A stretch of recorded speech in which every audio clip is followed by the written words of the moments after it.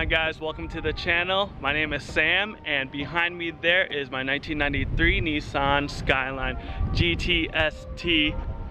GTS25T. So I wanted to introduce you guys to the car there and talk about what it has going on with it and maybe some future plans or something like that. And also thank you for hanging on to the first intro of the video. Hope you guys really enjoyed it. First time ever doing something like that, but hope for it to get a lot better and better quality in the future. But for now, that's what you guys got.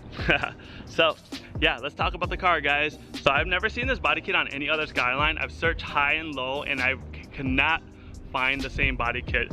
And the reason I did that was just in case I did break it, because I do plan to drift it. But what I was told from Spirit of the 90s was that it was a Urus body kit. So that would be Ken Namuro's body kit and his little magic monkey. But yeah, it's a pretty dope kit. It does have huge exaggerated lips on it. It really was one of the key features that made me pull the trigger on the car. So yeah, the car did come with a kit. I did have plans on doing a BN Sports or something like that, but this one just looked way too dope. It does kind of resemble the PS Deuce kit. We'll give you a good look at the rear here. There we go. There's that, the rear, as you guys seen in the video earlier. Yeah, the rear is not as exaggerated as like the side skirts or the front lip of the Urus bumper. So I'm not quite sure where the body kit came from, but what I was told is this Urus. So we're gonna go with that. If you guys do happen to know what body kit it is and you're more familiar with the sedans than I am, then go ahead and leave a comment down below and just let me know what kind of kit it is. Maybe we could pull another one and keep it in the stock just in case something bad happens. So moving on to the wheels, we have the Weds Krons ERM wheels. They're not the biggest wheels ever. The wheels did come with spacers. It looks like to be like a 30mm spacer, maybe 25mm spacer or something like that. So the wheels aren't super aggressive, but we do plan to get them switched out as this build goes on. Yeah, cool.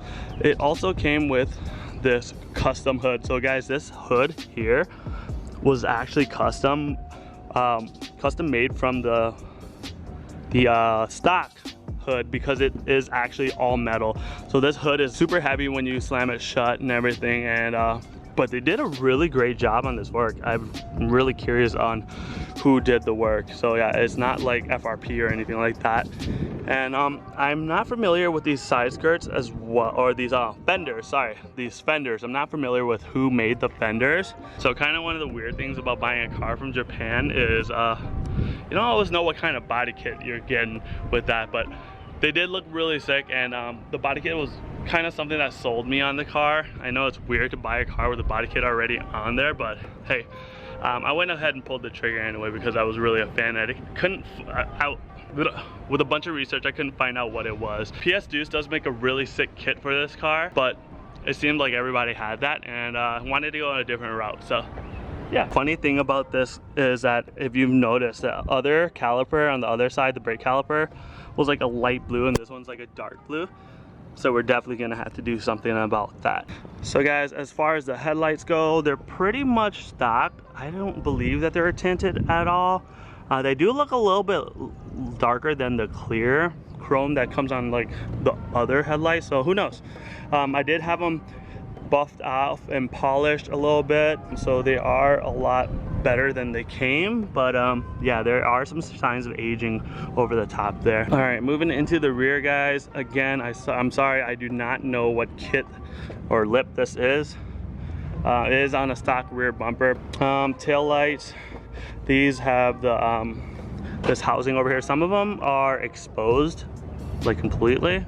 Didn't dig that look, so it was really cool that I had the center garnish as well to block off the what would previously say Skyline. So yeah, that's the rear, guys. Oh yeah, also there's a deleted windshield wiper which has a little rusty back there, so I need to do something about that. So guys, before we get under the hood, I'm gonna show you guys these mirror visors that I put on by Aerowolf. They're pretty cool, really dig them. Kind of a really subtle look, but you know, it just adds a little bit more flair to the car and makes it look a lot cooler. So the Aerowolf mirror visors in their blue. They have quite a different selection of blue, but these are the ones that I went with. I will be going with a blue theme. You guys will see on the interior, but it does need to be refreshed, so I got those on both sides. And I actually didn't need to mold these at all. They said that they would need to be molded into this curve shape here, but they actually fit super good. Could touch a little bit better in here, but I didn't want to mess up with this shape and bend them the wrong way, so I'll go ahead and, or I went ahead and just left them like that. So super cool. All right guys, so getting under the hood here, we do have an RB25. So we'll go ahead and go over the things in there. Pretty much stock. It is a little messy in here. It was tinkered with a little bit here and there. But pretty much I'm sure that it's still in stock form factor. Right off the bat, it was a Cusco strut tower bar. And their KTS coilovers under there. I don't know the specs on those, but they ride pretty stiff. They feel pretty good, and they're not too bouncy for being older coilovers. Moving into this, it does have a Razzo filter there for the turbo. Oh, it's a little dark there. Sorry guys, I don't know if you can see that, but yep. And then the I know for sure that there's a Greddy front mount intercooler on there with a Greddy exhaust. I'll show you guys that in a second there, but yeah, I don't think that there's too much to talk about under the hood here, guys. The car is tuned with a Power FC, the Apex Power FC, and yeah, I don't think there's too much to talk about. It does have a good amount of power, but definitely not anything that's too crazy. Do want more power in the future, but for now it does have a little bit of oomph to it, and yeah, that's good enough to get some slides around, even though I haven't officially slided it yet. So there is the exhaust.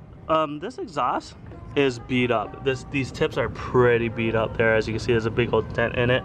Yeah, not much to talk about. It is a Greddy exhaust, or from what I'm told. I haven't lifted the car in the air quite yet. As far as the drivetrain goes, I'm pretty sure that everything there is stock as well. The clutch does definitely feel lighter, so I'm not thinking that there's anything upgraded in there. And I am losing power on my camera, even though I charged it. But yeah, we'll try to hurry this up. Let's move right into the interior right away, guys.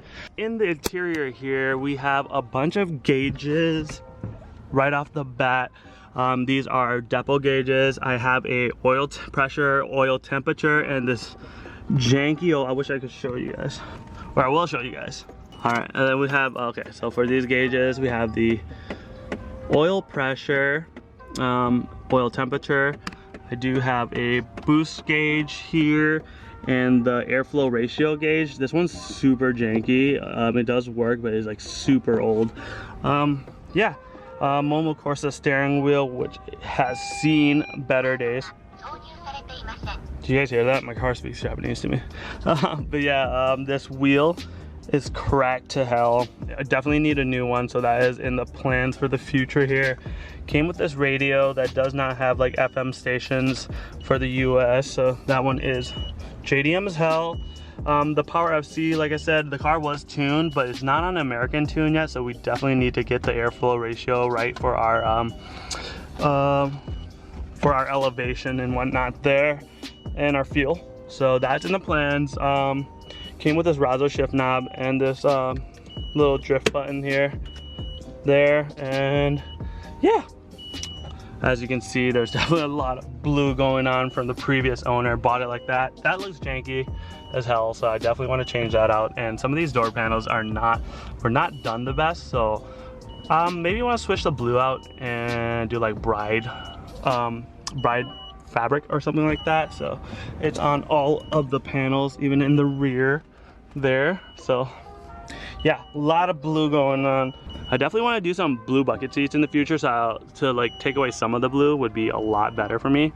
And this is like super cracked here and pretty much scratched and all funky looking, so that definitely has to be like changed or redone in some way.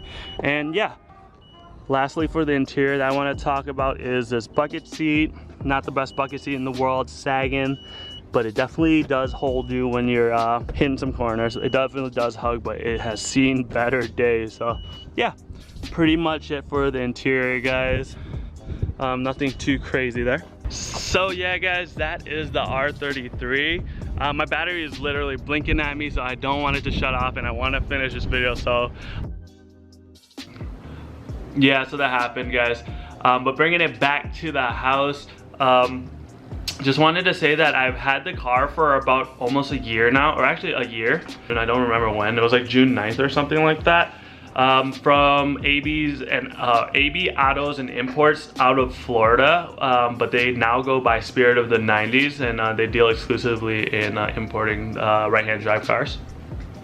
But yeah, I didn't have a chance to do anything to it because I was working a hell of a lot back then, and I just didn't have the time, or didn't have the motivation after I got the car. But hopefully this year it all changes. We still have a good chunk of summer to go, so hopefully I could get the car up and ready for drifting. I mean, the car is running, but yeah, I want to get it ready for drifting.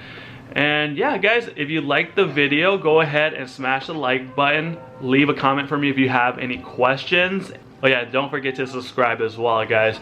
And stay tuned for the next video, because we are doing something really fun. We're going to be heading over to Shawano, Wisconsin, U.S. International Raceways for Final Bout Special Stage Central. Yeah, so stay tuned and look out for that video coming soon. See you guys.